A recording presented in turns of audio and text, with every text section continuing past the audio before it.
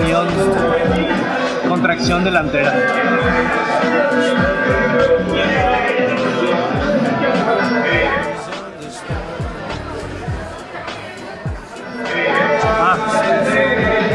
Me importa un pito que las mujeres tengan los senos como magnolias o como papel de lija. No era así. Me aguantaba un segundito. Me voy a ir al baño.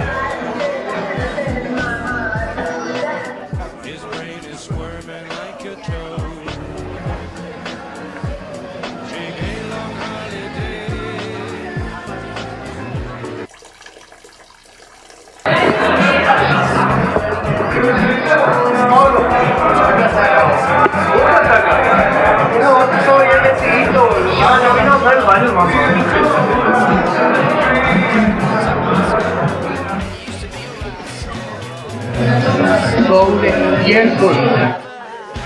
Ojalá que te coma un timbrón. Vamos a hablar afuera. ¿Qué te importa nuestra amistad, boludo? ¿Y cómo no me va a importar si yo soy el que siempre resuelve todo, man? ¿Culo te importa, boludo? ¿Ya tiró? No, a vos te importa. Ya tiró. A vos te importa.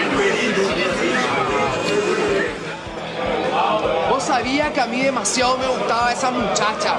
Pero sos un egoísta porque vos sabías que a mí también me gustaba. ¡Boludo! Para algo hicimos ese trato de boludo. Man, no te pongas así. Bueno, y que elija entre uno de nosotros, entonces ella ahora.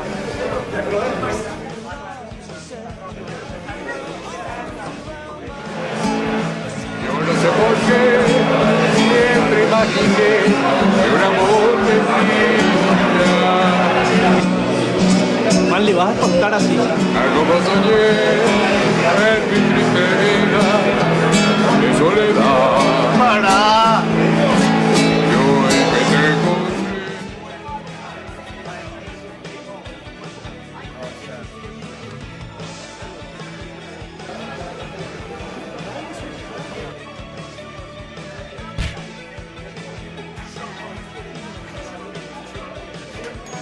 Siempre me hace esto, boludo.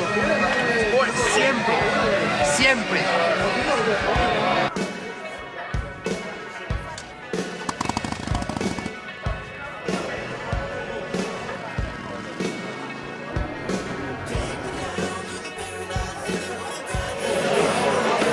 ¡Qué zorra!